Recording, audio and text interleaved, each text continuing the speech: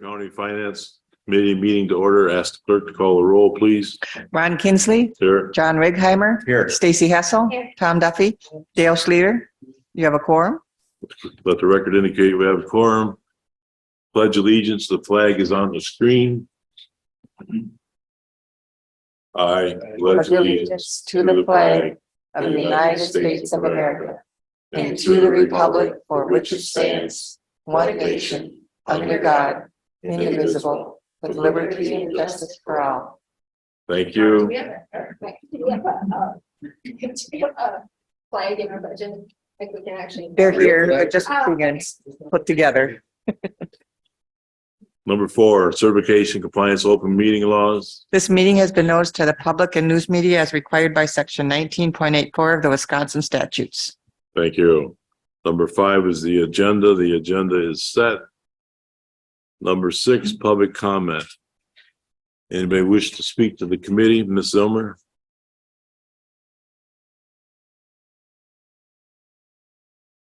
Linda Zilmer, Village of Birchwood resident, Edgewater property owner.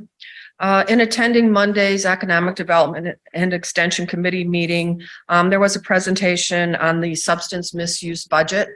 The detail wasn't there to look at, so just listened and then listened to some feedback from committee members on awareness campaign versus maybe also investigating some other things. By coincidence, yesterday I observed a presentation before the Washburn County Executive Committee of there was a task force of the different departments and entities involved that's been meeting over time to develop a framework of how Washburn County is going to spend that money. And they didn't do a line by line specific allocation of money, but what they are doing is they are providing a framework to have the county board pass a resolution that they're going to support the prevention work being done within Health and Human Services, leadership development, positive coping mechanisms, kind of on the mental health and social side of things. Money's going to help the diversion program in the DA's office, education in the jail, including Narcan training and test strip training. Public health is going to do an awareness campaign, but that is not going to be the focus of what they're doing. And then their outreach is going to reach everyone from youth through seniors. And then schools are required to have their own Narcan programs, but the county can provide training. So I saw in that example a lot more money towards prevention and restoration and diversion. And I think about how DARE has pretty much disappeared because as an awareness thing, sometimes maybe it promoted substance, it made it look enticing. So please reconsider before making a commitment to those dollars. And also the second item, if you'd bear with me for a little bit longer, is the cost of not having enough staff on the county departments and having staff fully trained to do what they're doing, whether that's legal costs or costs in conflicts with communities. Please, when especially this committee who's focused on dollars, there are other costs, and specifically, I think the probate example that's a very specialized area. There are estate planning attorneys that won't even touch probate, and there's at least one in Hayward. It's very complex, and it's a service that needs a person in there to be available. Thank you. Thank you. Anybody else care to speak to the committee? Is there anybody virtual? Number 7, approval of the minutes of the previous meeting of July 13th. I'll make the motion to approve those minutes. Second. Motion by Ms. Hessel, second by Mr. Duffy to approve. Is there any discussion? Hearing none, all in favor of the motion? Aye. Opposed? Motion carries. Number 8, the Winter Area Waldo Center requested that they have a chance to speak for funding to the county budget. So I invited them to this committee so that they could have a presentation to us. Lori, want to introduce yourself? I'm Lori Martin, president of the Waldo Community Center in Winter.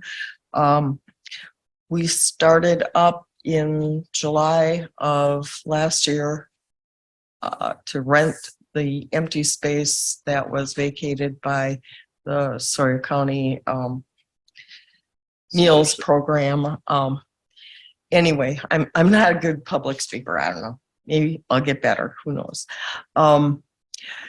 So what we have done so far is maintain the rent and space at the old Waldo Center.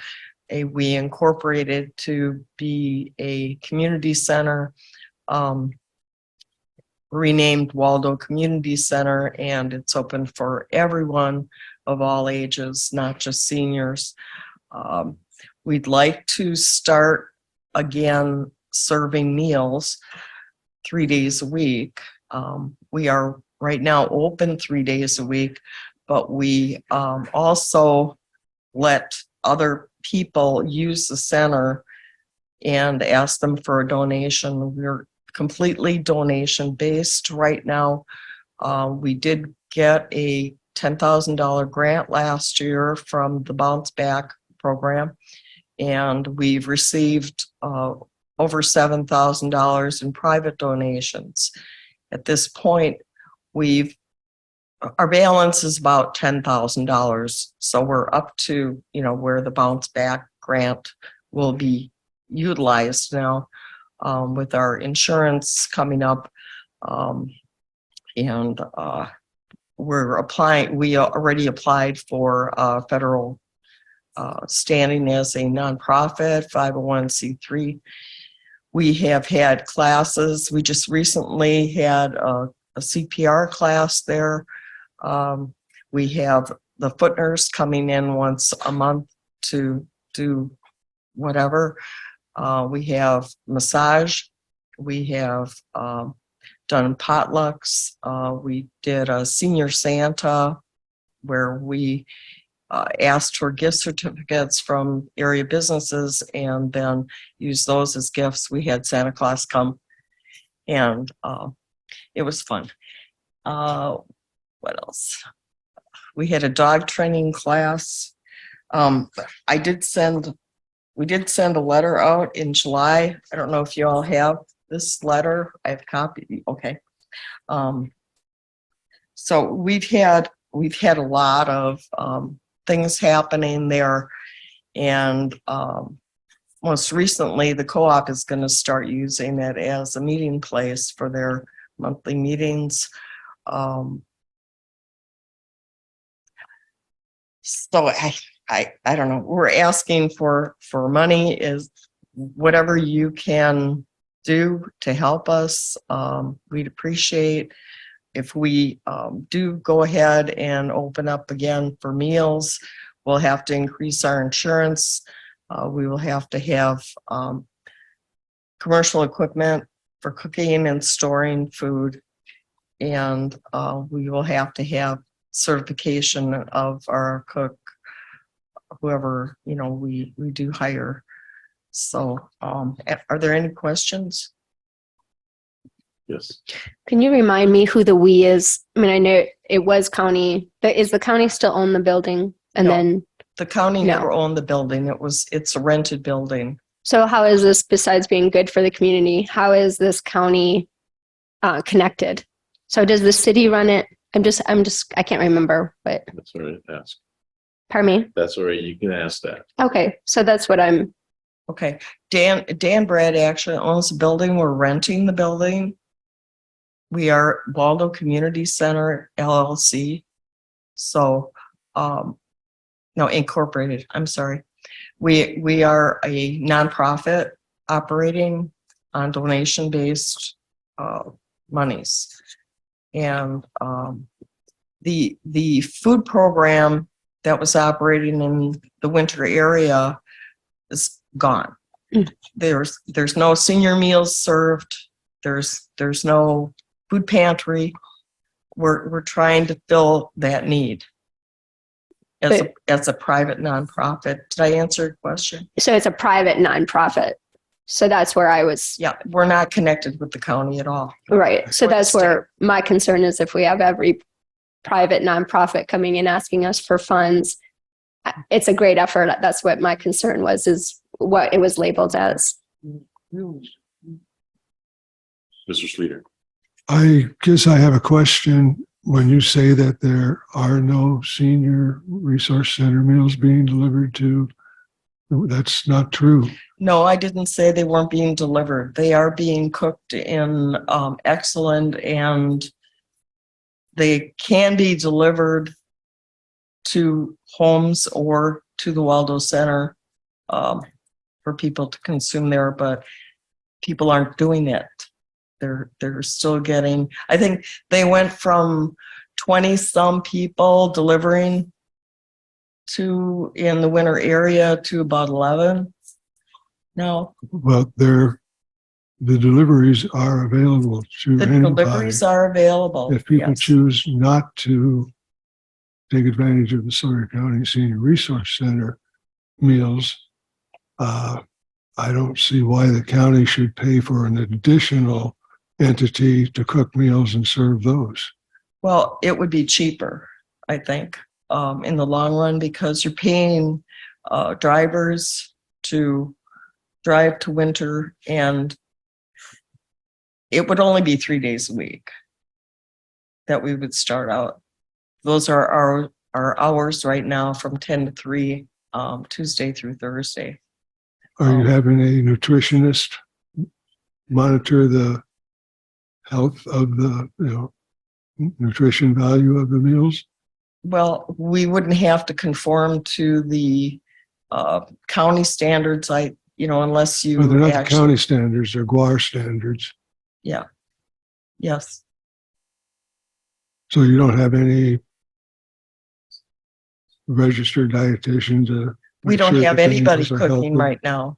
No, we have no one cooking right now. We're operating as a community center where people can Okay. come and play games and socialize. We have coffee on. We have, snacks for them.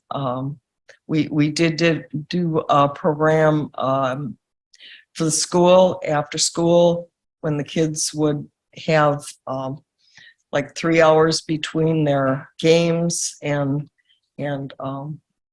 school. We had them come down to the center as a safe place because they were going to the bar, and the bar owner was not happy with that.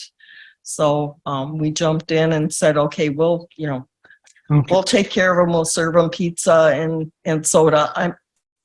We're providing a community service, and I understand that, yes, the meals are available from Excellent. It's like 20 miles from Winter, and people do not have the option to socialize. All of our equipment was removed, what was being used Well, before that equipment belonged to the right, Department of. right. So we're like starting over. Well, I don't understand why the county should be asked to provide meals to a separate program when there are readily available Meals on Wheels to anybody down there. We're paying twice in essence, and I do not think that is appropriate. Can you tell me does your township donate any money towards it, or your municipality there? Does our township? Does the municipality where you're located, does that pay any money towards, since you're a community center, does that pay anything towards it? No, this is all private donations other than the bounce back grant that we got. It's all been private donations from people in the community. Okay. Have you reached out to them, or is this your first ask? No, we Okay. have, but they want to wait until we get our federal 501c3 status approved, and the application is in the process. So, I mean, I can go back to them and ask, but they'll probably tell me the same thing. Wait until your 501c3 comes through. Even though we are, recognized by the state already. It's just a process. And it's a long process when you start something up like this. And I'm brand new to all of this. I have no experience. So it's, one foot in front of the other and just keep going. So what are you asking for? Well, we're asking for funding to keep us going, basically. If you don't think that we would benefit the area by starting up the food, we are providing other services. We're kind of filling the need of a food pantry, whereas we collect donations of non-perishable food, and we do have a food distribution once a month. We have classes, we have services that are offered through the center for use for anybody in the community. They just have to schedule. What amount are you asking? Well, the original amount includes the kitchen equipment that we would have to upgrade to, because it would all have to be commercial, and wages for a cook and manager and the food. And if, that is approximately 33,000, but basic, just running the center and keeping it going, doing what we're doing now, would be about $10,000. Annually? Yes, Yeah, for so- rent, insurance, all of that. Our people volunteer to man the center right now. We're not paying anyone. And we've had no trouble getting volunteers to sit from 10 to 3 and, greet people, play games. We have a TV with a VCR. So I think that your efforts are commendable. We have hundreds of nonprofits in our county, and we can't entertain paying a fee for giving them all a donation of $40,000. I think that that's unrealistic for us as a county to get involved in nonprofits. But there are USDA loans, there's grants through the USDA. I think if you look at all of those different things, that would benefit you more. They'll help you with your kitchen, things like that. But Yeah. I can help you with that. Okay. All right. Well, thank you. Mr. Alvarado. Yeah, I was just, as some of the things I was going to mention have already been brought up. You did, I just forwarded to Mr. Righeimer this email with the Waldo's actual funding request. I think all the other members of the committee received it directly from Waldo. So that's the questions you were asking. So we did receive this request from Waldo. We have put it in with the other requests that we have from like the fair and the Economic Development Corporation and Hayward Lakes as part of the budget process. We have put it in there. So that's where it's at. That's why they're here to request it. I mean, similar to your comments, we don't have the administration budget put together yet to present to the committee, but I would see it unlikely as it being in there because of the things you've already mentioned. So I would see that if you wanted in there, it'd have to be a post-administration budget, like you'd have to add it in after we present it to you based on what the feelings are today. Thank you. Anybody else have any questions? Thank you for your presentation. Number 9, Finance Department report, sales tax distribution.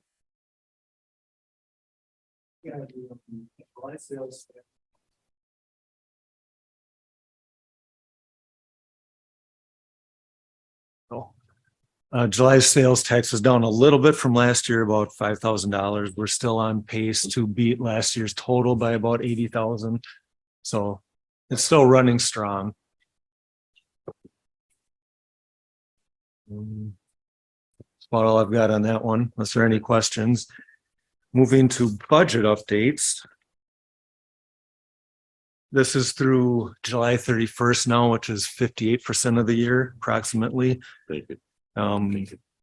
If I run the revenues net of the fund balance draw, we're at about 56%, so just under where we should be.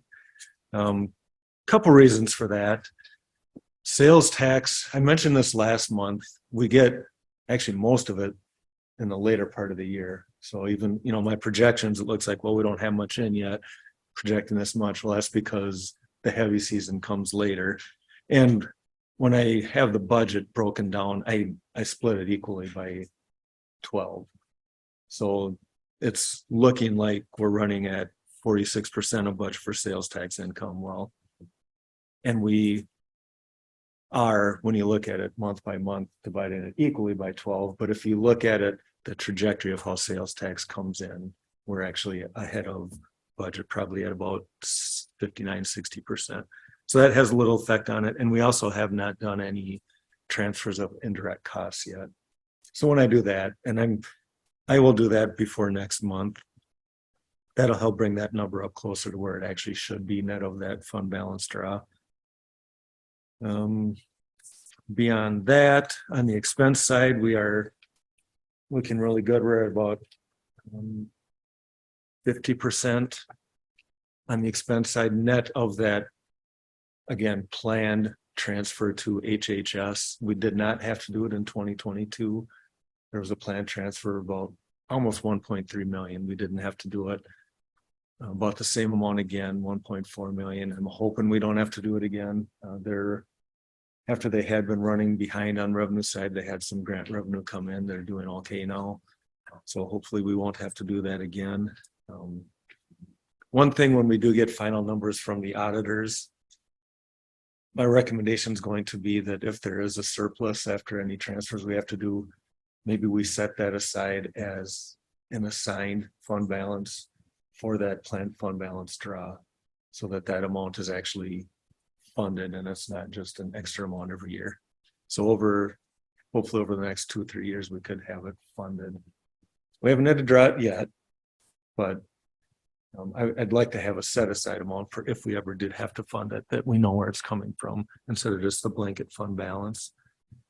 Highway also received a nice chunk of aid, I think about $435,000. They had been running a little bit of a deficit that's put them ahead.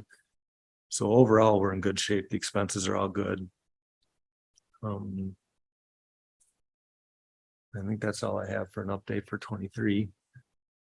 Unless there are any questions. Where did that money come from? That went to highway? I believe it was a state aid. Yep. Is that a one-time thing only?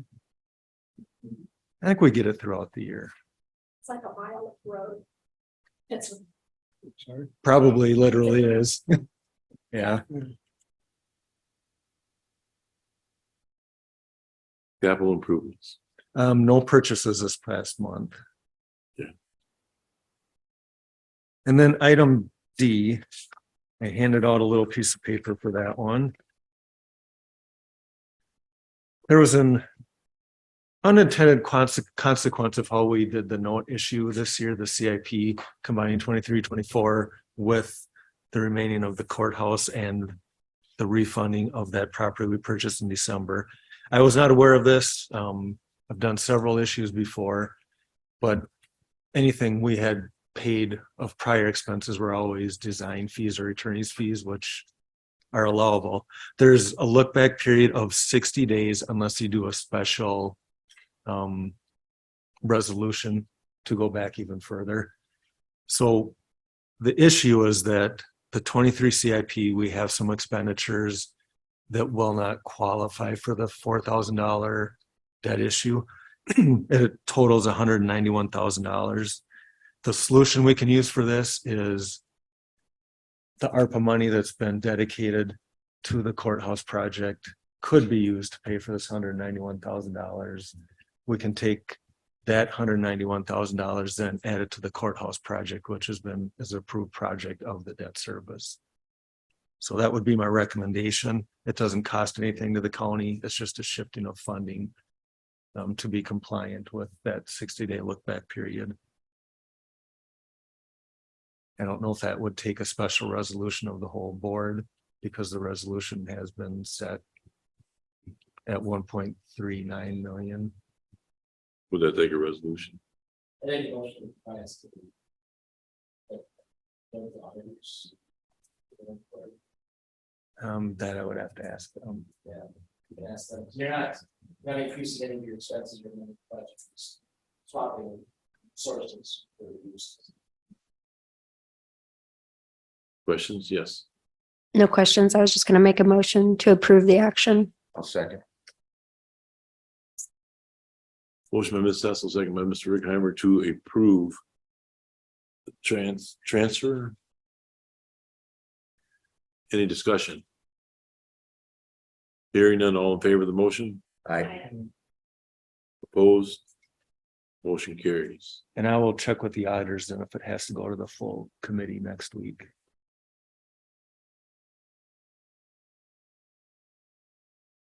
I do have a question. Sure. No, we've already voted. That's right. Make us feel bad now. No. I guess in my mind, I gotta make sure it's clear. We had the ARPA fund set aside for the second courtroom funding. And some of this stuff that's here. How would you say that's related? I mean, I can understand the IT equipment, but how about the rest of the stuff? This is actually from the 23 CIP, the expenses that I laid out there. Okay, So the reason I'm asking for the switch is they occurred before the 60-day look back period yes, for when we did the resolution for the $4 million bond issue, which included the 23 CIP. Okay. So these are not related to the courthouse directly. It would be the 23 CIP, but we would shift the funding then from ARPA, which is usable for anything. It would just, I'll check to see if we have to change that resolution. Yeah. I'm assuming we probably do, but I want to check with the auditors. all right, thank you.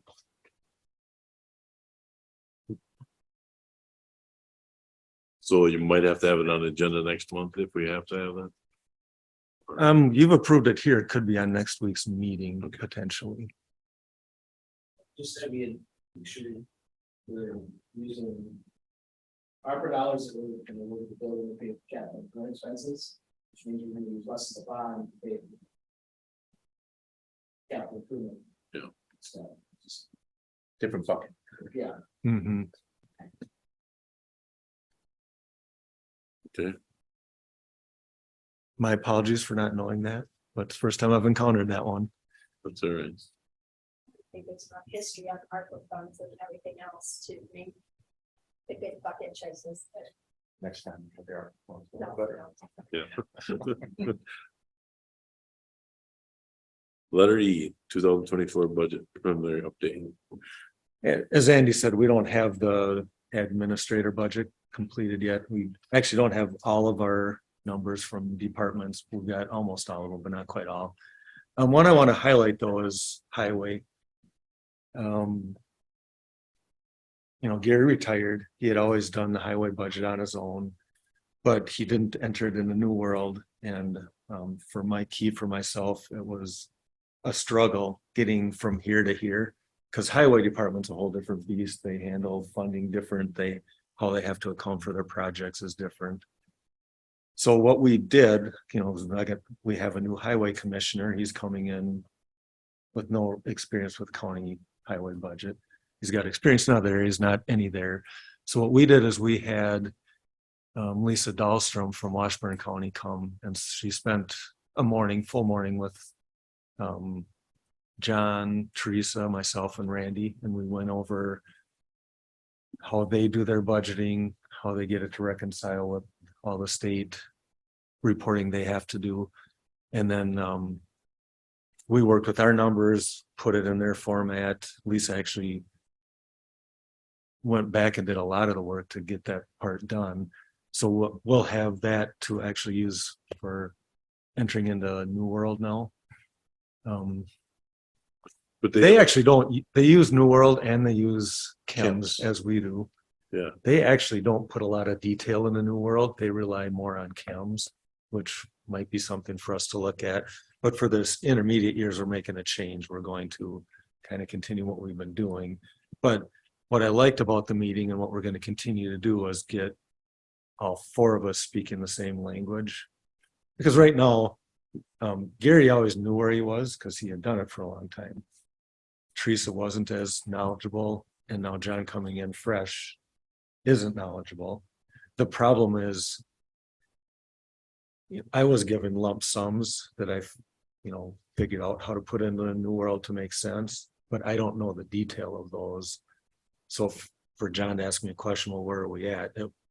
It's a struggle for me to really say, other than, well, you spent 46% of your budget in this area.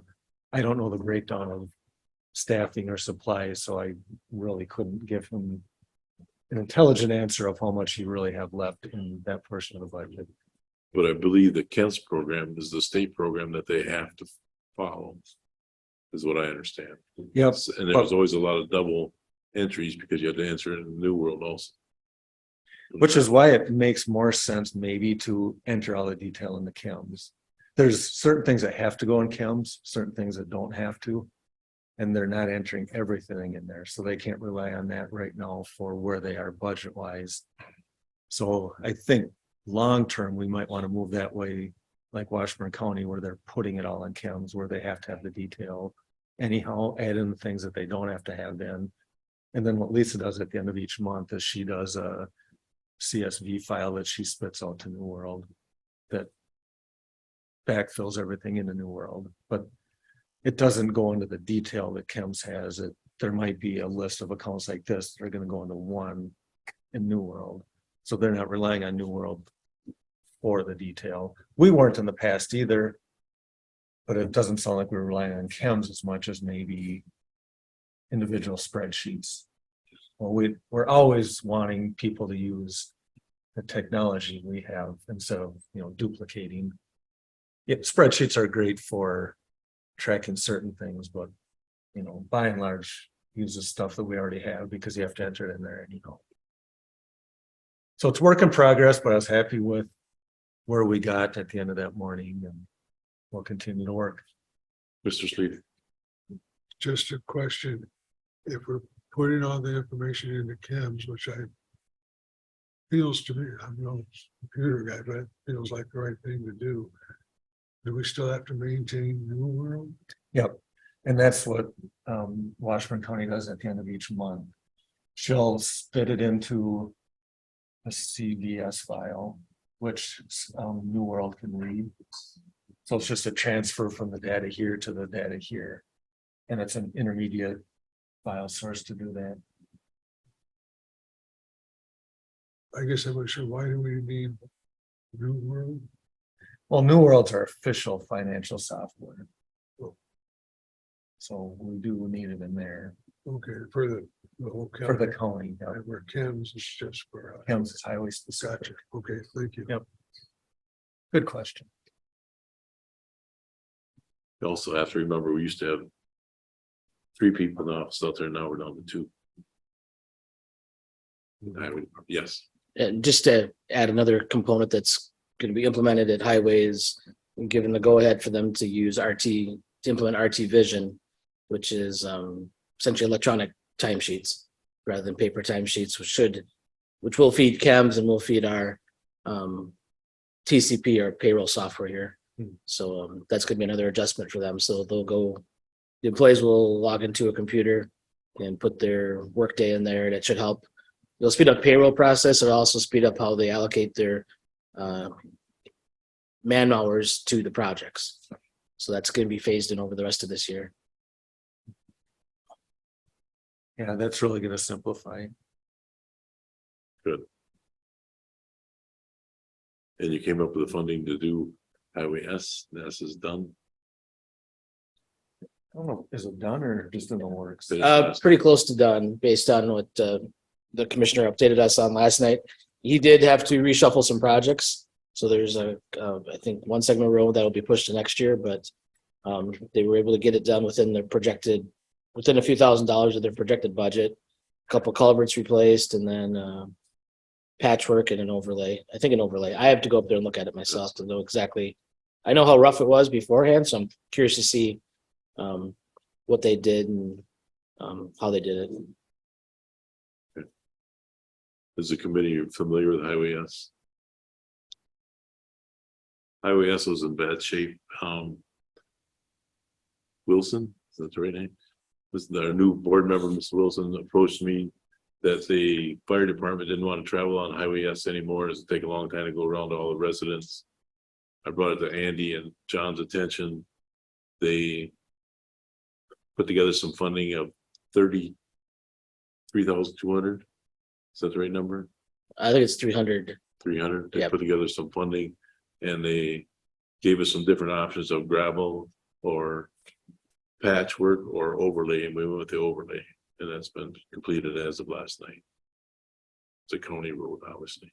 Yeah, it's County Road, I believe, from B to 77, I think so. and it's the northern section of that. Yep, Yeah. it's the northern section that was in the worst shape, and that section, there's some, I think, commercial businesses on the south section.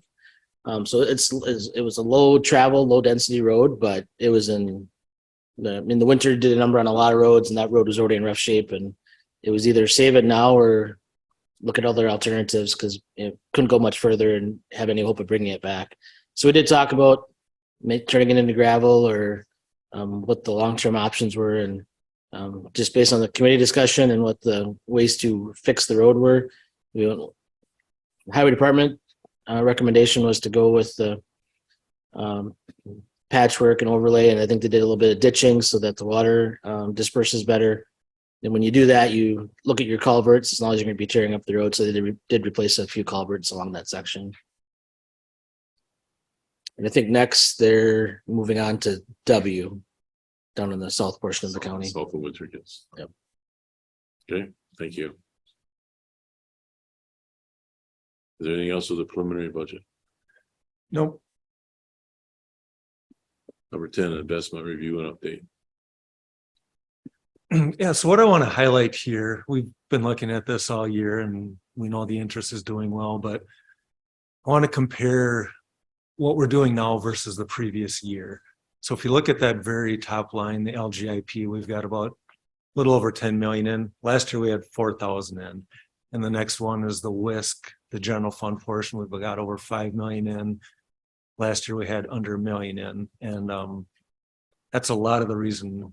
And rates have gone up obviously too, but those two accounts are an investment series of the top very secure banks throughout the country, and we're getting the best rate we can on a safe investment, and that's really contributed to why we're doing so much better. And a year ago, even the local bank, we weren't getting much, and when we put it out to bid this year, we got a little different proposal on how they're going to calculate interest, and that helped as well too. So year to date, just on the well, I guess that's all of it, we're almost to 500,000 now, so that's really strong. Any questions?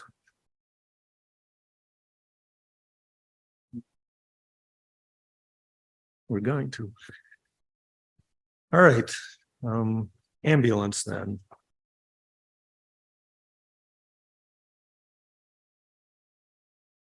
Again, we're starting to see a lessened effect of the switch from our billing carrier, and that is again because now we're more than a year into our new carrier, so some of the increases are now starting to go back a year and increasing the previous year.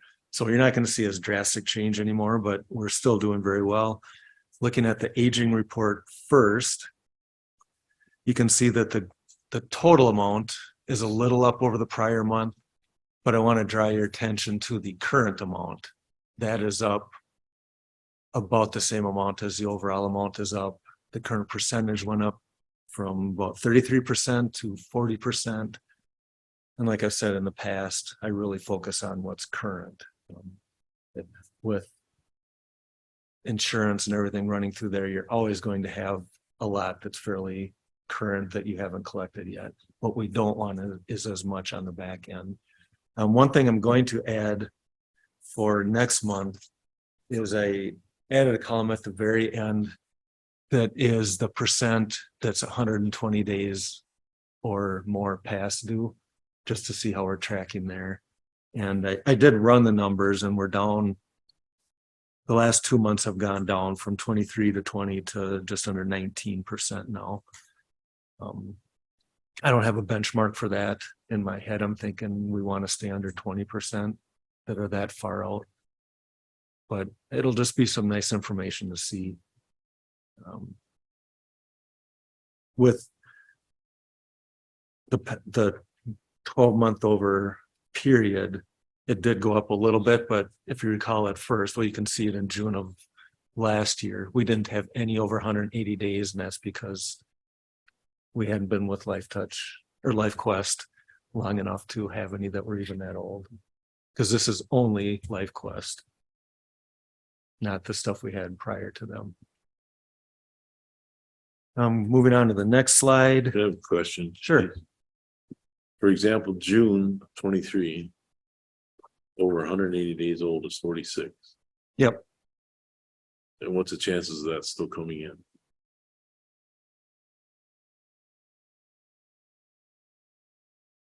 I don't really know. I know the track record prior to Life Quest wasn't great when they got that old, and we're still carrying some of those. That's good. You know, if you look at our trajectory, that one is growing a little bit.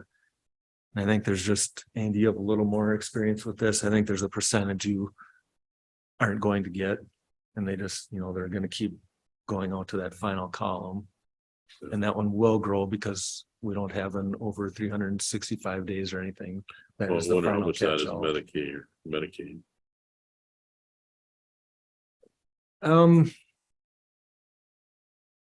Those I think pay, don't they?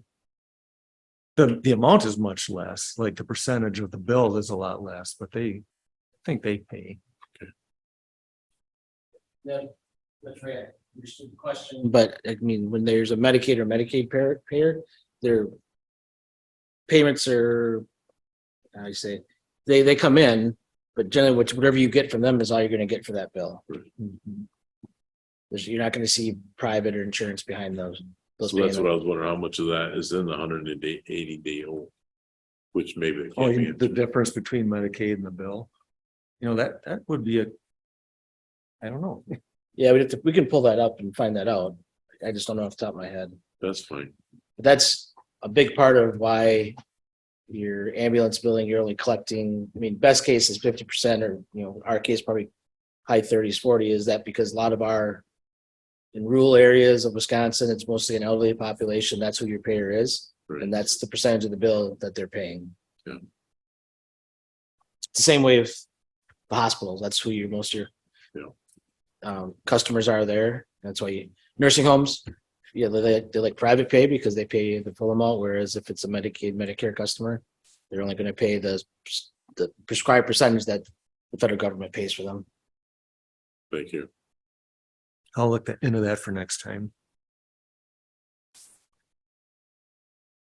The average calls per month per year, and again, we're not looking at calendar years anymore. We're looking at 12-month over periods, and you can see the gap is starting to close between this 12-month period and last 12-month period. The longer we're with Life Quest, I'm guessing that's going to be that way. Calls are just down. And we've talked about this quite a bit in the past. And part of it is lack of transfers. I really don't know what else it could be too, but it's been a pattern now for a couple of years. Moving on to billed per month. This is one where you'll probably see this gap between last year and this year closing a little bit, just because we're shifting now to more from Life Quest. And we did increase our charges, I believe did that take effect January of 22? Okay, so that would have been probably March or April, May of last year then. So that's part of that effect too. And again, we're down from the previous couple years before that because we just don't have the runs that we used to have. Average collected per month. This is where, again, we start seeing some good news where the gap over last year is almost as much as the gap in the calls. So we're getting a better percentage. We're Still not where we were a couple years ago, but the calls aren't there. So we're working on that. Percent collected, and last month, or June, I guess I should say, not last month, it was down, so that brought the total down. If you remember last month, and I believe the month prior, we were up over at any point on this chart before, and now we're down a little bit. But we had a bad month, and then the previous June was a little better, and now that went up to the 21-22. So that helped that one a little bit and brought this 12-month period down a little bit.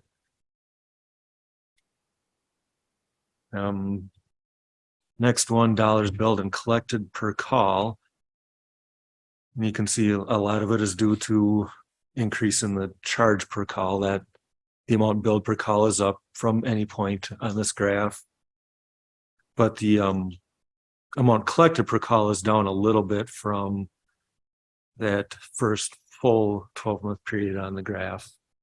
And again, that's attributed to our percentage dropped a little bit due to, we had a high call volume and billing in June, and the collection was normal.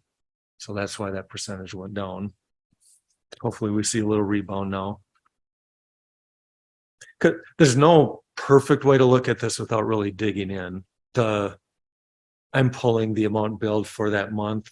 The amount we collect could be from the previous 12 months, really. So it's never going to be a perfect science unless you looked at each call one by one. So, but over the 12-month period, it gives us a good idea of where we're at. Ambulance service profit and loss statement, they're in good shape. The revenues are, they're not where we'd want them to be as far as the ambulance fees. Our expenses are still low. I know, still have some unfilled positions. That's a lot of that reason why we're down.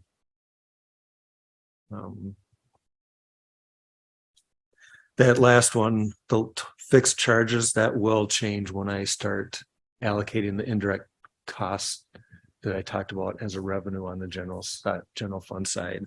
So next month that will look different, which will boost their expenses up a little bit. Any question on ambulance? Thank you. Number 12. Financial and fund update. ARPA. No real significant spend downs there at all. Basically, we're waiting on the courthouse project, and we have some of the infrastructure for the high-speed internet that we are waiting for final approval to pay to make sure they've done everything they've said they're going to do. And then Andy, you want to take opioid? It's like we have some company for that one. Yeah. So opioid funds, thanks. For the opioid funds, I think at the end of the presentation, we can summarize where we're at with what we have in our opioid account and what's still coming.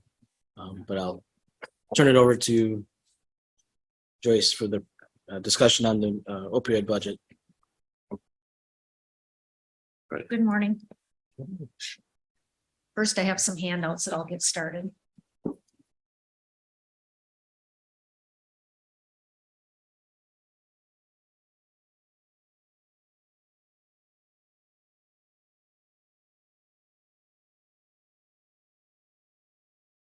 You want to put something else?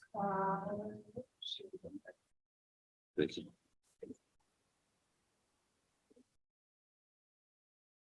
Thank you.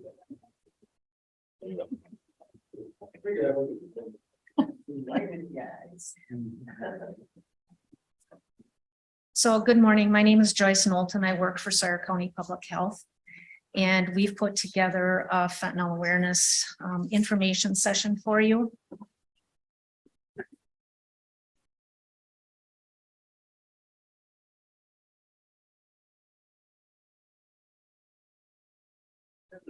Okay, just to give you a short overview, last year in the United States, almost 110,000 people died from fentanyl overdose. To put that in a little bit of perspective, that is the equivalent to a jumbo jetliner crashing in the United States every day. In Sawyer County, we are second in the state per capita for overdose deaths. We are only behind Milwaukee County. In 2020, 21, and 22, we had 9 deaths each year. This year, before July 1st, we've already had 9 deaths, and just in the last couple of weeks, we've had 1, possibly 2 more. So our numbers are definitely trending up, but it's not only just the deaths. We just responding to overdoses in Sawyer County is putting a serious burden on both EMS and law enforcement. They have had times where they've had to respond to overdoses and are not able to get to other medical calls because EMS and law enforcement are at those sites. So the gap analysis completed by Sawyer County Public Health we completed it, I believe, in February of this year. There were many issues there that we are working to address, but one of the main issues for fentanyl was awareness. And speaking to even nurses who were given fentanyl to people who have been in surgery, maybe having a baby, maybe you had a broken leg. A lot of people have received a legal form of fentanyl as a medication. They were not aware of the problem in Sawyer County with illicit fentanyl. In talking to community members, I have been interviewing people in the jail who are Sawyer County residents who have substance use disorder. And even they were shocked to find out how much fentanyl has been in the marijuana that has been confiscated in Sawyer County. So it's not just an awareness of people who are not drug users. This is awareness that needs to happen throughout the community. So our immediate response to the overdose epidemic in Sawyer County, the only thing we could do at that time was become Narcan distributors. So Sawyer County Public Health became a Narcan distributor. We put out flyers to the Chamber of Commerce asking if anyone was interested in training, and we were so overwhelmed by the responses that we actually created an online training program. It takes about 6 minutes, and they are then educated about Narcan, about fentanyl, and how to administer Narcan. If they wish to have Narcan, they just give us their name, and then they can show up at Public Health and we will issue that Narcan. Since May, when we put out the training, over 200 people have taken the training or received it in person, and we've issued more than 72 boxes of Narcan just from the online training itself. We also created what is called a Sawyer County Sawyer County Fentanyl Prevention Awareness Team. And this includes all of law enforcement. So Sawyer County Sheriff's Department, Town and City of Hayward PD, LCO Police Department, the LCO Health Center and their Wellness Court, obviously Public Health, the schools. We've had Jim Miller, and Stacy has attended a few of our meetings, Mark Manty, who is a community member, and Kim Dale, who is a parent of a child who was raised and lived in Hayward and died of fentanyl overdose. Our motto is "Don't be fooled by fentanyl, your future depends on it." Our mission is to raise awareness in our community to the risks and dangers of illicit fentanyl and provide the knowledge to help save lives. We have started a campaign with some of the flyers that I've distributed to you that have information on them. We are putting up billboards. We are putting out road signs through the entire county. We made a list of all of the towns and townships within the county, and road signs will be going in all of those areas. We are working with the local newspapers and the radio stations, and we're also working to put videos in the gas stations. The gas station videos, by the way, we put out a request to counties throughout the state of Wisconsin and asked if they wanted to work with us on these gas station videos so that it's a more complete presentation. It's something that's more combined, and we've had several counties respond that they also want to do this at the same time. We also created a video that can be shown in the cinema here in Hayward, just a short ad about fentanyl. And then Kim Dale, who is the parent of Cassidy, who died of a fentanyl overdose, created a nonprofit called Forever Joy. And this is important because it's not only going to provide education, but it's also going to provide sustainability for this program. So Forever Joy will be able to take donations. And once we're done with this initial push for the marketing part of it, Forever Joy will actually be able to take over that part of the campaign. She's building a website right now. You can go and look at foreverjoy.net and see what she has right now, but it is in the beginning stages. So for us, one of the most important parts for this community is education. So we've put together a presentation, and the first part of the presentation is about fentanyl, to educate people about fentanyl. The second part is Narcan education.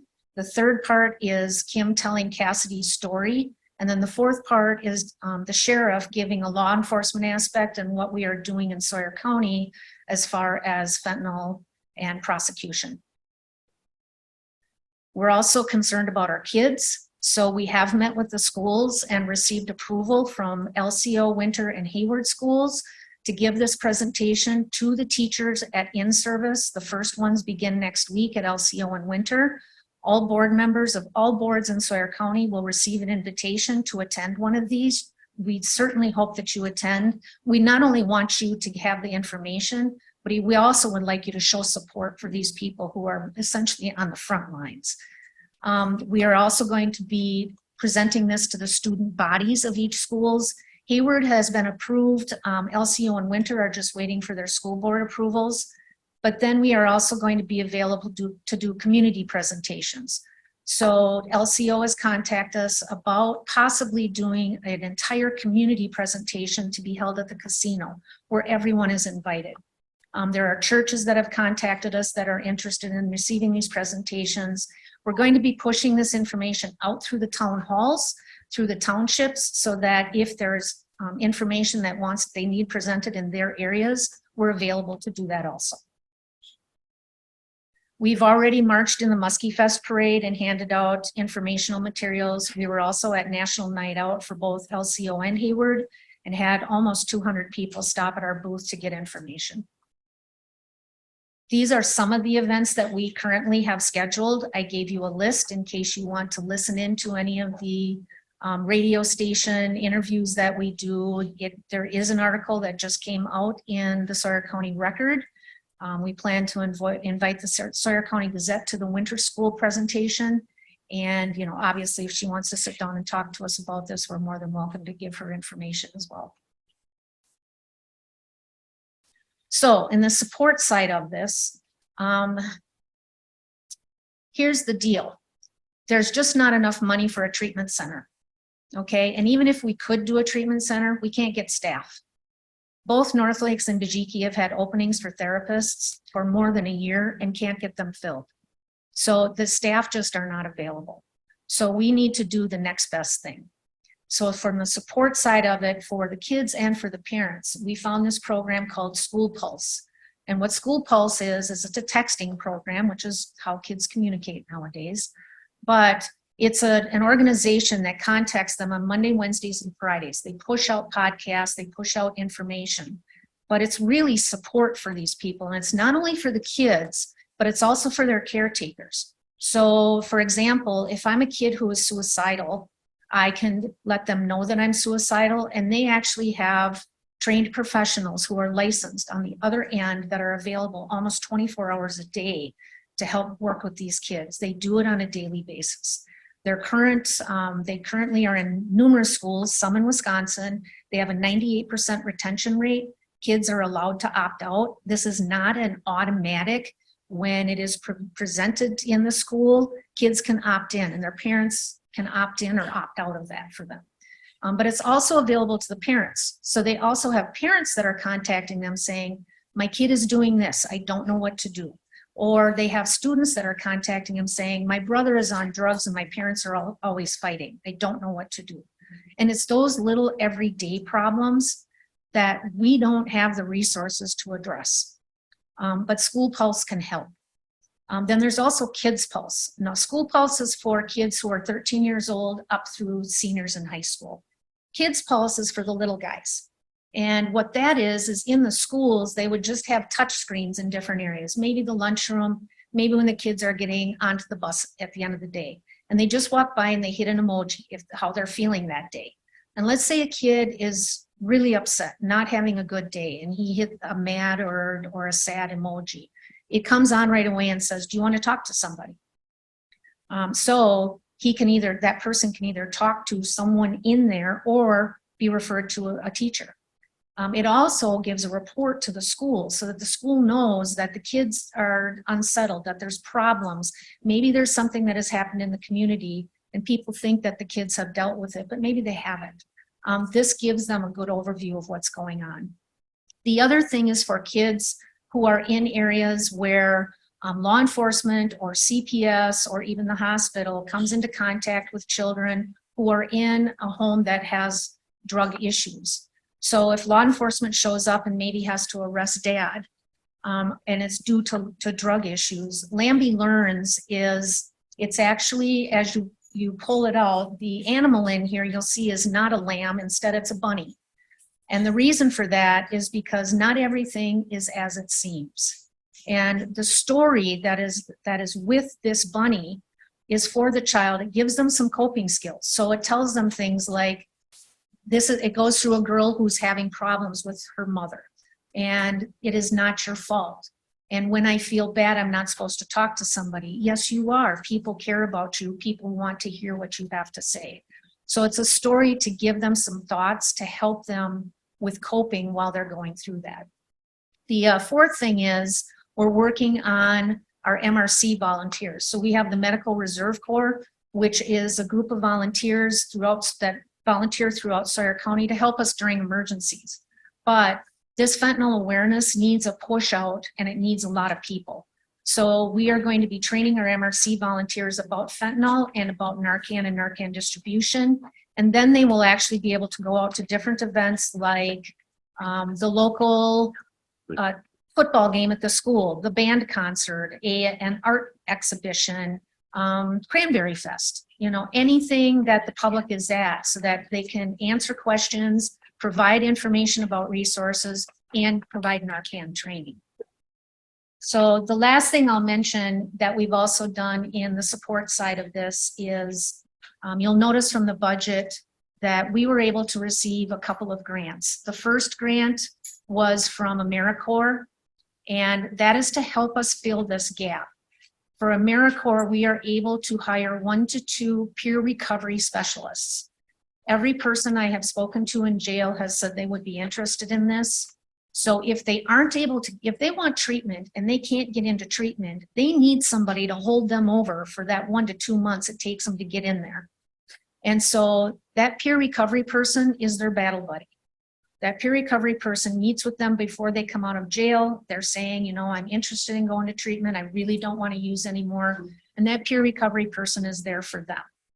The second thing that we received was just received another grant that is for education for law enforcement, first responders, and jail staff about fentanyl, Narcan, medication-assisted therapy, and the stigma associated with substance use disorder. And then the last one, there's a third one. The third one is then we also received another grant for law enforcement deflection. And so this is a process that law enforcement works with Justice Point, and it's when they are going to arrest somebody, possibly for drugs, for some type of lower level drug issue. And it's a quick assessment that law enforcement does that helps to point them in a different direction other than jail, if at all possible. So any questions? Where is most of this stuff coming? The fentanyl, where is fentanyl coming from? So the chemical itself is created in China. It's shipped overseas to Mexico, and then in caves and all kinds of buildings, they are creating the fentanyl, and then it's being brought across the border. How does it get researched? Same way anything else does. By car, by people bringing it. And is there more coming in through the reservation than off the reservation? Is that a geographical problem? No. There's no way to determine where it's coming into. Native Americans have disproportionately been always affected by alcohol, by drugs. based on a lot of other social issues. So I'm not going to say that it's a reservation issue. This is throughout the county. A follow-up question to that. So it's throughout, so the problems throughout the county, we can't identify a specific geographic area where there seems to be a larger amount of the opioid problem. Law enforcement and EMS can identify, they know where they end up responding to more than one time, right? Maybe an area that has a little bit more concentration of it. However, it's also down the street from where I live. No, I understand it's But throughout. Yes, there are areas that are concentrated. And so law enforcement, EMS, us, LCO, we all know of specific areas that we need to work with more. But we don't want to just focus on that. And the money, it looks like most of the money is being satisfied by the opioid settlement. Is that correct? I'll let you guys. Okay. Okay, so what we've done is taken different funds that are coming in that are available to be putting towards the gap analysis that we had done. So did the gap analysis, we know we have work to do in the county. Where can we find funding? From HHS, we can get a few different grants that can be moved towards those, and we'll continue to apply as those grants become available. We also have found that there's law enforcement grants that just came out, so we applied for that as well. One thing that is missing is we had talked about the TAD grants and putting in the recovery court, and that is all an effort as well to combat the drug issues in the area. So we've identified the different things that we want to be able to do through the gap analysis, and the fentanyl awareness team has really kind of helped push all those things forward for us. So there are a number of things that we have identified to be able, that we have grant funding for, and then there are things that we don't have grant funding for, but do fit into the opioid settlement through the Exhibit E, that is the allowable expenses. And that's what you see on the first column, column A, is we've identified that everything that we're working towards fits within the Exhibit A as an allowable expense. So, then as you go through, you'll see we have an in salaries, we have harm reduction, prevention areas. The advertising, again, we're really looking at these types of things in the prevention advertising to then be taken over by Forever Joy as we move through. Oops, boy. When I'm attached to this, my thing does not want to work as well. And then for the support for the Kids Pulse, the School Pulse, Lambie Learns, and Recovery, we're hoping to continue to be able to find grant funding for those along the way.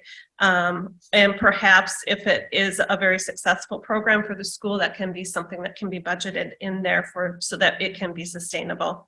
And then with the jail law enforcement, we'll continue to look for grant funding. So that's how that's all set up. And then on the bottom, just so that you can see the differential, and maybe Andy, do you want to, I know that's partly talking about what you were going to discuss as to what we have right now, what we're expecting to come in. So to specifically to your question, the purple column is the opioid settlement dollars, which their budget includes 127,650 of. We have currently in the bank where we did 121,905 that we have not used. We have in the bank as of this week, the 4,858 did come in, and then the 21,161 should be here any day now. We received notice that it's being dispersed, so we'll have all those in. And that amounts for the Janssen settlement. There was some advance payments that Janssen made. So that's the first 4 years of the Janssen settlement. So they paid ahead a little bit. And again, another year of the distributor settlement, which is Janssen as well. So that's part of our settlement. We have another, I think it's 12 years of money still coming. So it's a portion of the settlement. And then what's not listed there as well is we've already signed off on the retailer settlement, which will be another, we don't have an exact amount, but expect in the high teens annually. They haven't told us how many years it's going to be paid out over, but it's a little less than the distributor settlement was. So we'll have additional opioid dollars coming from that as well. So is this a, maybe a stupid question, is this a currently not a drain on the county because financially? Obviously, there's life issues here, but not a financial drain because the settlements and these revenue sources you're citing. And will that be there forever? Well, it's gonna be there for a period of years. I mean, as far as it being a drain on the county, I mean, most of these things we're not doing. So we're not doing right now. we're not doing an awareness or putting money into these programs. It is I'm gonna say a drain, but it is stretching resources within the county just for the number of EMS calls, law enforcement being tied up in these issues, people coming through in our human services programs.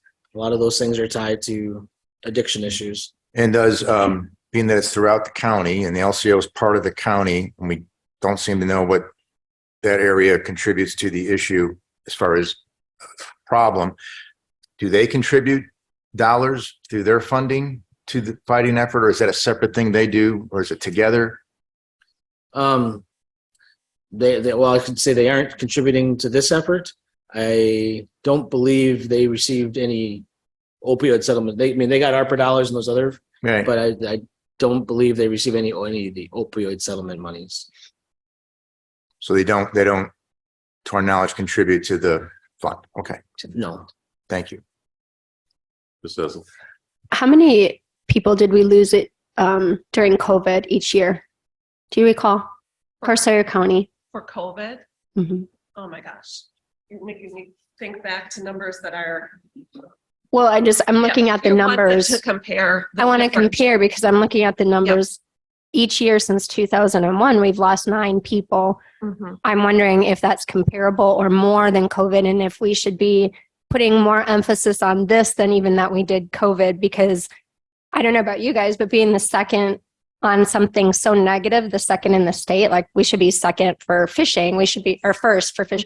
You know, I don't want to be second on something so bad and us not take it seriously. That's a good point. And so it would be nice to have a report each month like we did COVID. It would be nice to have that same push, constant push, the alerts that we got, because this is going to kill our young people. Mhm. And so that's what I would appreciate, is having a full board assessment every month so that we can see what is happening in our county. Hopefully that we're not continuing to be second for deaths and for fentanyl issues. I think that's, I'm sorry, I Yeah, think no, that's a no, really okay, good yeah. idea, Stacy. However, one thing you do need to realize is that it takes time for us to receive the information Mhm. from the medical examiner, because he has to put through tests and everything. So it's not always up to date. So you Mhm. may, in July, we may be able to say through April, this is how many deaths we had. Just so you know that it wouldn't necessarily be So we would- exactly up to date. Yeah, I'm just saying, But yeah. if they were able to give that so fast for COVID, this should be just as highlighted. Be about the same, usually Okay. about the same amount, right, of time, unless there was special autopsies. or something. Sure. Yep, because that was always delayed too. That data was always delayed. by the But we time got the push hard. Yep, I and mean, we we got- were able to give it. It was always delayed data, but I could give it every month, and we can certainly, that's great. I mean, I Information. would assume that the full board would want to see this information and hear this, so. Mr. Duffy. Yeah, what's the street value of fentanyl, and is it easy to get? I think we need law enforcement here for that, to answer that one. Jay was here and stepped out. Oh. So is it easy to get? I mean, Yes, it's in things, even though they don't think it's gonna be in them. So, you're buying marijuana and thinking there isn't anything in there, sorry. And it is laced because it makes it more addicting. And so people are more likely to continue to buy and purchase. But it's not expensive. Or is it Yes, expensive? it's not as expensive to mean- to sell, but I'm. We're not promoting the purchase. Right. Well, I guess maybe to, No, Might invest. no. I mean, there are the opioid users, but like the marijuana and the other products that's coming in, they're not charging you a markup with like, because there's fentanyl in it. They're not telling you it's in there. Right. Because it's making it, they're adding the addictive part to it. So you keep on coming back to buy the marijuana. And we and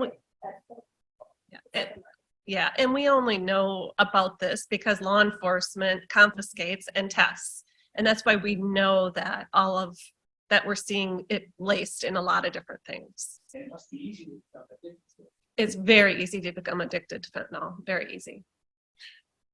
Do we know why we're the second? I mean, it's just an astounding number of 71, 2 counties in the We state. have been, Why? and this might be a law enforcement kind of answer, co-answer on this, but we happen to, a lot is coming into our area that's being confiscated. So if it's here and it's more readily available and people are using it, we are going to get those addiction patterns and higher And so users. we're known, I guess, in the drug world as a prime market What's to it? deliver.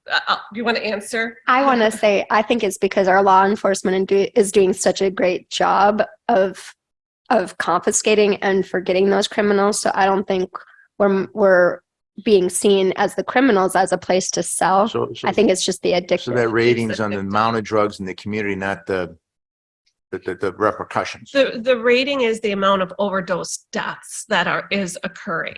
So overdoses occur throughout the state. We know that that's happening, but per capita, That's where that rating comes from, is the from that. number of deaths that actually happen here is what we're looking at. Well, are we getting more than our share of fentanyl problems, or are we one of the norm, or And what? do you want to just speak to what you've seen with other county administrators? Just speak, Andy has spoken to this.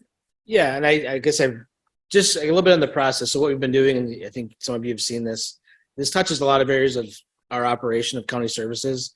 So when this plan's been being put together through public health with CJCC, we're running it through. We took this to public safety. We had this at human services, at CJCC, and now to finance to get it to the board. And I've told all of those that if you communicate with other counties in the area, like I have, and had discussions with how they're using the opioid, I would say we're taking a different approach because we have a problem here that they don't have. We have an opioid problem. We have opioid deaths. Especially even a year ago when this first started, other counties weren't, use the Narcan example. We use Narcan weekly, our EMS, our sheriffs. There are some counties that haven't had the need to use Narcan. I'm not surprised that Washburn County is talking about training their law enforcement EMS on Narcan because they probably haven't had a big need to use it, not like we have. We're well past that. And so that's why it looks still a little different here, maybe how we're approaching use of the opioid funds than some of the other counties, because we know we have an opioid fentanyl problem. We have deaths. We have the scenario we talked about last month where I think they maybe mentioned it, where The EMS. right? EMS wasn't available for this call because they were dealing with an overdose on a different side of town. So it's starting to, it has been an issue, and now it's becoming more magnified because of, I think, just the volume.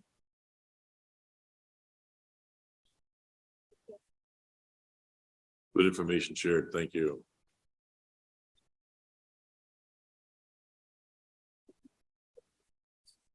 So what we're asking is, essentially that's the budget. This would be another committee would like to approve it. We'll get it to the board next week. So what you're doing is approving the use of the opioid funds that we have per the budget that's included in the packet. Yes. I'll make that motion with the caveat that we're given monthly updates to the full board. I'll second. The motion by Cecil, second by Mr. Pickheimer to use the opioid funds for this program. Any discussion? Hearing none, all in favor of the motion? Aye. Opposed? Motion carries. Thank you. Letter C.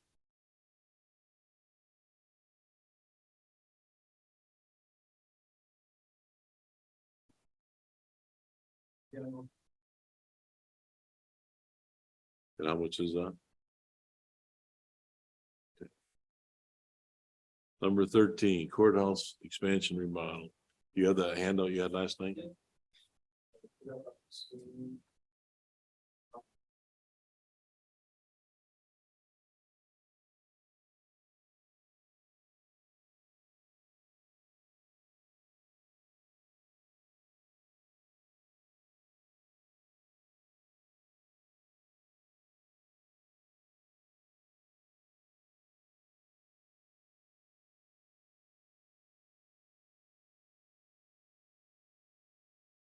You know, they gave the people a real dog, they'd have the responsibility of taking care of it, except we'd have to feed it for them. I know. Thank you. So. Thank you. Updates, construction remodeling. I went through this last night with the Public Works Committee. So just generally, the project is nearing completion. The second courtroom remodeling is substantially complete. There's still a little bit of painting and punch list items we'll have to address. The judge and judicial assistant have access to their offices, and we expect that they'll be able to use the courtroom next week. Our AV contractor has been here last week in this to get all the AV components up and running. And CCAP, the state court system, started yesterday, getting all of their technology in place so that the system is all ready to go. I'll give just, we do have some issues we're trying to resolve with the contractor and design firm. We're still very preliminary in that. We worked with Corp Counsel to review the contracts to see what latitude we had. And just as something to help move that discussion along, we've engaged the services of a owner representative who will help us. They're an architect who does this type of project wrap up. So they're already communicating with those parties and trying to move the conversation along to address some of the deficiencies we believe were part of the project in hopes of recovering some of that additional expense that we brought to you a couple months ago. So that's in the works as well. What I've just handed out is a list I put together back in, I think, April to start with, when we were wrapping up the first phase of the project with the new construction. And this is how we led to the additional contingency and the board approval that happened a couple months ago. So as an update, I'll take the top portion first. Items in yellow are things that we've moved ahead with. So the door from the courtroom 1 to the hallway in District Judge Yackel's courtroom, there was a door that was not controlled by card access. The court was not happy that there was no way to control it. They did not want people to be able to exit the courtroom and move directly to the judge's chambers areas. So there was a variance that was applied for by the design team to be able to lock that door and put a controlled, so it doesn't have a card control, it has a delayed access. So in the event of a fire, if you push on it, it'll eventually, I can't remember how many seconds, but it will be open, but otherwise the door will be locked. The reason for that is it's designed as a fire exit, so we have to make it sure it is a fire exit. This is a solution that not everybody is happy with, but is the best we could do with the design. I don't have the variance was just approved this week, and now the hardware will be ordered to put that in place. It's going to be less cost than we had projected if we had taken more extreme measures. I just don't have that cost. That was included, though, in the contingency amount we approved. The door behind the bench in both courtrooms did not match the drawings. The door was a different color than the wall around it, which again, the court brought that to us as not what they had approved in the renderings. So we ended up solving that problem for less cost. The project managers were able to find a laminate supplier who had laminate in the same color as the wall. So for $250, we bought the piece of laminate, and our maintenance department installed the laminate on both doors. So now the doors and the wall match. So that's been taken care of.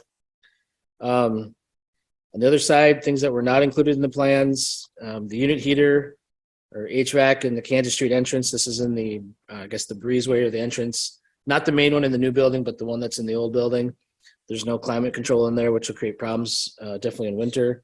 We've just set that aside. That's something we believe we can address after the project's concluded for less cost than running it through the project manager. The sprinkler and holding cell 130, that was the situation where there was one holding cell for courtroom 1 that did not have a lock on it. So if an inmate was put in there to talk to their attorney or meet with people through the window, the court security would have to wait outside the door because they couldn't leave them alone. And it could not be locked because there was no sprinkler head in the cell. So when the sprinkler company came back to do the remodeled section, the project manager, as part of the contingency amount we had agreed to, I had them put a sprinkler head in there and now there's a lock on that door. The issue with courtroom 2, you've noticed it has steel doors on it. You can't really tell there's a courtroom behind it. That's because they have to be 3-hour fire rated doors. There is an option to put like a fake wall or a wall extended out where the doors could be left open then so you could see inside there. We've just, again, I use the term punted because we're not doing anything with that. We'll see how that courtroom is used. We're anticipating that because of that, the doors will be propped open a lot of the time, which would be a violation of fire code because they're supposed to be closed because they're fire rated. Same thing with the door between the new construction and the old building is a steel door. It's not real visible that there's a hole. If you're on either side of that door, you don't know what's on the other side. Again, we anticipate that door might be left open, which would be a violation of fire code. So we have those things in there, but we're just not doing anything. Actually, the door between the two buildings, maintenance, Tim has come up with a plan down the road for a lot less cost than what it would be to put a wing wall in and they think they can do it internally with a mag hold and run a wire to the fire system. So when the fire alarm goes off, the magnet would release and shut the door.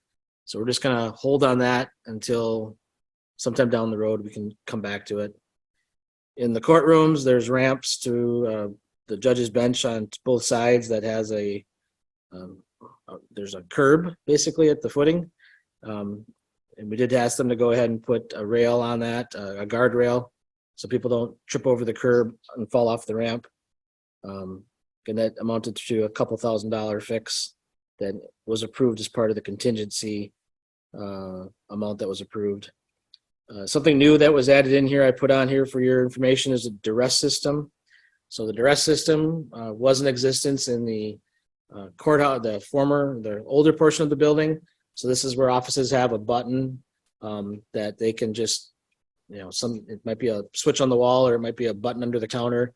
They trip it and it sends a signal over to the sheriff's department that there's an urgent issue, maybe an irate person from the public or something that they need immediate assistance with. It's like a call to 911 without having to make the call. That system was located in the old courtroom area. So when the remodeling happened, that system was pulled. To replace that, there is a duress system on this new construction area. So to extend that to the rest of the building to replace the one that was pulled out would be just under 20,000.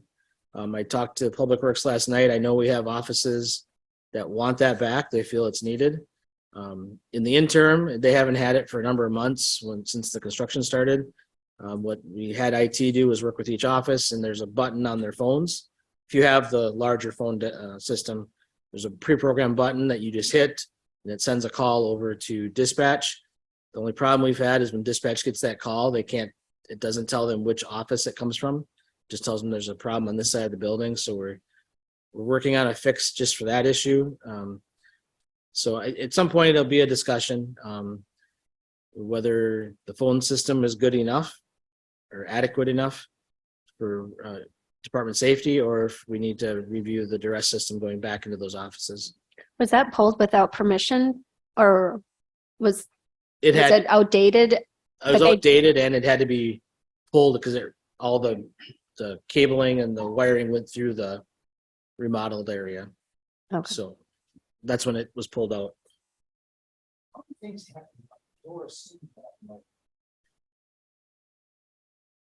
I mean, the door swinging the wrong way, we think we've addressed that by it. I don't know if the designer didn't think that through. It's one of those things, I don't know if we would have caught it on paper, but it's the door to the courtroom swings this way. Everybody who comes out of that door is a juror, most likely. And to go to the jury room, you have to go out beyond the door and around. So it just made that hallway tight. But we fixed that with the project manager. They put a different door mechanics on there. So now the door swings past 90 degrees. So it opens all the way. So it's not an issue anymore. Then the doors go back to To your judge. Say it again. I didn't hear it. He's just wondering about the color on the doors, how those kind of things happen. Yeah, and the only thing I can say is like when some people look at the project, they looked at the pictures they were given and said, yep, that looks good, and that's what they thought they were getting. And what was in the design specs for the builders to actually build were not consistent with the renderings that people had seen. So that's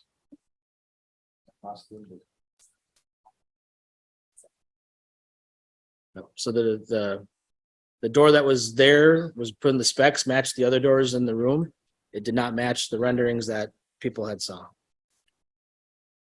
Down below, the attorney tables in the courtroom were not, I guess, just what was expected. We've done nothing with that. They're using them. The court security podium didn't match, but they're working with the one they have. And then on the right side, there was no podiums ordered for the courtroom. This is right here, the only podium that was included in the furnishings contract. So this has been going back and forth as needed, but maintenance is going to address these two issues and build lecterns for the other courtrooms that they can use that'll match the rest of the furnishings. Additional chairs for this room. So we only have the 12 that are here, but we had others in storage. This seems to be working, so we're not doing anything with that. We think that issue is done. The AV, there's a Kansas Street conference room over here, and then the sheriff's department, part of their modeling, created a conference room for them. There is no AV. There was no AV in the plans for either one of those rooms. So for the time being, they're available for use. There just is no monitors or ability to do virtual calls, or there's no even there's a speakerphone, but there's no other audio visual in those rooms. And we're just going to sit tight on that, see if we have any money at the end or can move money into next year's IT budget. That would be, our IT can install it. It's just the money to buy the hardware. There was nothing in the plans for public benches and seating in the hallways, but we have solved that. That's why it's in blue. Things in blue are not needed. We've taken care of them, but we gave the benches in the old courtroom to maintenance and said, see what you can do. And you see what they can do. They look really nice, and they're all scattered. We've replaced some of the kind of the outdated seating in the public areas in the old building, as well as over here. And they have more benches if we need them they can refinish and make available. The flag displays are here. They came in this week. Maintenance, they need to be, bases need to be weighted down, and I expect them to be up here today. They have to be up by tomorrow. They're here for the investiture ceremony. So we did get new poles and flags, American flag, US flag, Wisconsin flag, and then we have an extra pole for the LCO flag to go on. Those should be going in. The state seal, again, this is kind of goes along with the color of the door. So in the renderings for the project up on the wall there, as well as in both courtrooms, there was the state seal on the wall. And again, more so from the court. We've heard that they want the state seal up on the wall, like was in the plans. Nothing's been moved forward on that. I have tried to find vendors. I have found online vendors that will do this, but when you get to 2 feet or 3 feet size seals, they are over $1,000 a piece. And depending on what type of wood you want to use, or if you want them color, or if you want them to be metal, that price just goes up. So Tim and I just talked about this again yesterday to try to find something more affordable. Does it have to be bigger than the one that was currently in there? Because that was made locally. Yeah, and that's what Judge Yackel said. He had that done locally, and then had somebody else come enhance it after he's had it. But I think we wanted to. It wouldn't have to be. I mean, it can be. Yeah. What kind of connections does Jim Miller have? Governor Evers is going to be at the airport today, and I told our airport manager to tell him we need these seals.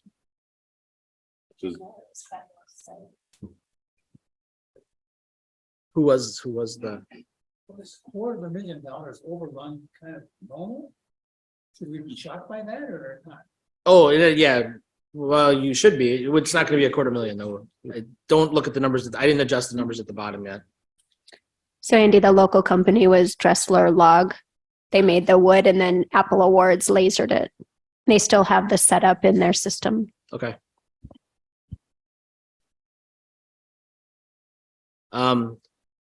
The,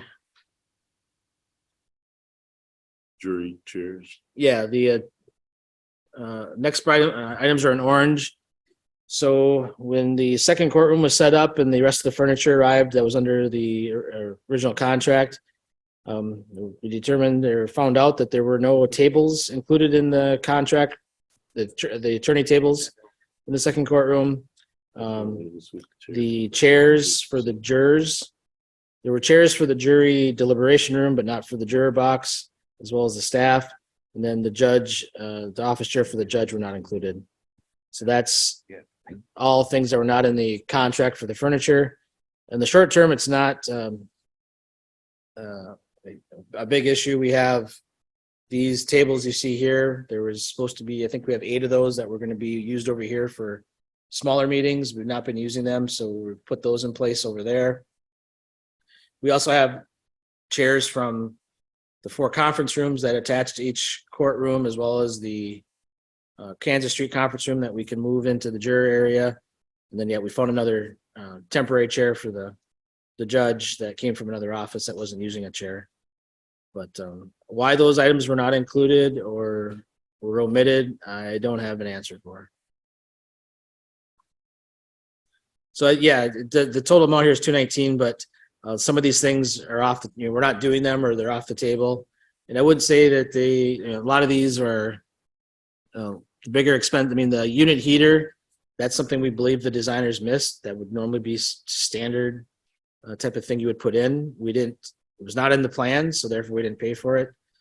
Some of the other big ticket items were not, they're just, observations now that the project's completed that aren't ideal, but are certainly not have to do's or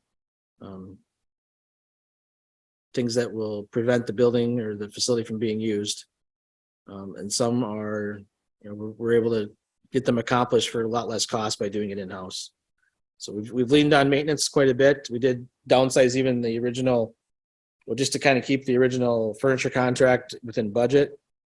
Pulled out a lot of items that they have built and just we've had to pay the materials for. I think actually people who are using their furniture, it's much better. But we'll be working to get this number down, even the additional contingency amount reduced, so that the overrun is not as large as what it is right now on paper.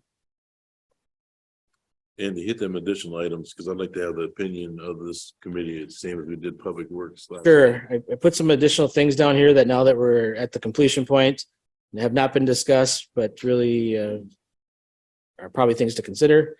Lots of times when you have a public building of this size expanded or remodeled, you end up with a dedication plaque someplace in the building. I think this original building, there's one out front that kind of summarizes the date it was built, the contractor, the elected officials, all those things, so that 50 years from now somebody can look back and see that. We've not discussed if we want one of those. Grand opening, ribbon cutting. I'm thinking maybe later in fall would be a good time to publicize that so the public and the taxpayers can come see what their money has gone to. There was a kind of a courthouse board chair display in the assembly room. Do we want to reestablish that over here somewhere outside of this room or in this room? I told the committee, if you want to do that, we'll do. Kind of thought the one in the assembly room or the one that's still there is a little hodgepodgey. We try to make it a little more professional looking. And then we've been working, Lynn primarily kind of asked her to help on cleaning up our facility a little bit, just from presentation standpoint. It kind of without having the courtroom access in the older building, wall space. There's a lot of wall space there now, but we also had a lot of bulletin boards running down that hallway with a lot of stuff tacked to it that didn't seem to be necessary or even very useful to look at. So now we've made the clerk of court, the county clerk, kind of the gatekeeper on bulletin boards to, prove things that go up, and we're going to reduce some of those to clean it up. But with that, there is a lot of hallway there that has nothing on it. So we've also talked about making it available to a public group or students to have a, kind of a defined number of hooks on the wall and make it an art display for display of public art or student art on a rotating basis, just to have something there to brighten up the place a little bit, but keep it clean as well. Good job. Thoughts, comments? Are we sure we want our names on a plaque for this project? But also, I like the idea of the art. It would be nice to have the land. There's a conservation poster contest. I mean, things like that are happening within the county, not just the schools, would be a plus. Yeah, Lynn did talk to Sharrock, saying that right. They're tied up other places. I did notice down at the other end of the building, we do have some art already hung down by the upstairs human services reception counter, which I think is nice, and I think it's a chance to make it a little bit brighter atmosphere for our employees and the public, but also feature what happens in the community. Also, I think we need signs for where the rooms are. Oh, I forgot to mention that last night. We do have more signs coming that match the signs over here. There were some incorrect ones that are being replaced, and then we're asking them for prices on additional signs. Now that we're using it, some of these big signs that were put up temporarily during construction, we want those to go away and have, the professional signage that we have here now extended further out to the other side of the building and make it so people can navigate themselves. Thoughts, questions, concerns? If not, thank you, Andy. Number 14, future agenda items. The budget will be on the next month. Anybody else have anything they would wish to have on the finance committee meeting? Correspondence reports. Thank you, folks. Meeting adjourned.